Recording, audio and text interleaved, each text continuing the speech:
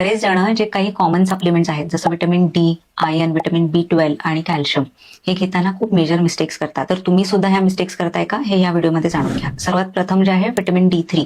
So बरेच जण फक्त विटामिन D3चं सप्लिमेंट घेतात. मी नेहमी विटामिन D3 बद्दल बोलत असते की फक्त विटामिन D3चं सप्लिमेंट घेतलं तर त्याचा फायदा होत नाही.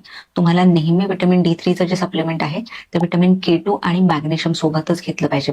विटामिन K2 हे कॅल्शियम बोन्समध्ये अब्झॉर्ब करण्यासाठी गरजेचं असतं आणि मॅग्नेशियम हे विटामिन डी ला ऍक्टिव्हेट करण्यासाठी किंवा विटामिन D3 ने व्यवस्थित काम केलं पाहिजे ह्यासाठी गरजेचं असतं. म्हणून विटामिन D3 हे K2 आणि मॅग्नेशियम सोबतच घ्या आणि नेहमी विटामिन D3 आणि K2 सप्लिमेंट घेताना हे काहीतरी खाल्ल्यानंतर घ्या, स्पेशली हेल्दी फॅट्स खाल्ल्यानंतर, कारण हे फॅट सोल्युबल विटामिन आहे. त्यानंतर आयर्नचं सप्लिमेंट घेताना तुम्ही नेहमी विटामिन C युक्त पदार्थ घेत जा, कारण आयर्नच्या अब्झॉर्प्शनसाठी विटामिन C हे गरजेचं आहे.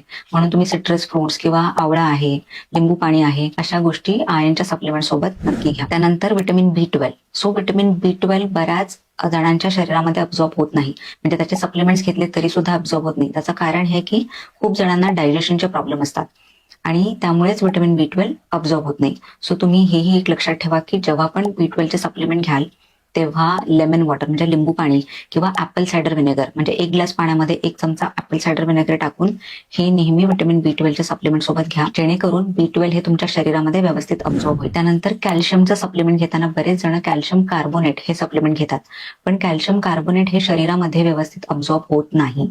इनफॅक्ट ते घेतल्यानंतर बऱ्याच जणांना ऍसिडिटी, इंडायजेशनचा प्रॉब्लेम होतो आणि किडनी स्टोन्सचे प्रॉब्लेमही होऊ शकतात.